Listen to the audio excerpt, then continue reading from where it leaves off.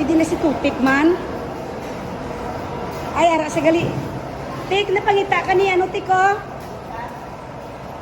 Napangita ka niya, oh, kagina pa.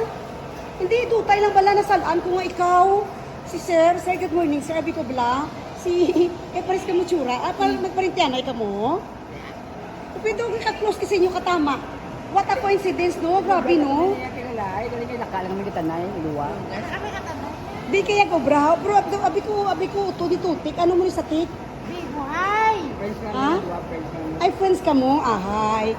Abi ko, Ang utot galing mo. ko sa kanina patupad, kaya mas sa ipang na may kapit bala. Kapit gidya. So daw nami, man kay nami, even pa paano, may migo ka, nga magkato ka, di nga kumakapoy ka, may isuryawan ka kay sir. Si sir kay katama, gig ka daw ka namin lang kay sir. May atag ako kay sir, tagaan ko si sir sang habon lang nga din na itong habon mo. Paano niya? Habon. Hindi ka man Kasi sa imo nga friend, para nga may hindi na itong habon di. Kaway ka na habon. Yan nga daw ito. Sir, salamatan mo lang niya at least may gamiton ka shampoo na from personal collection.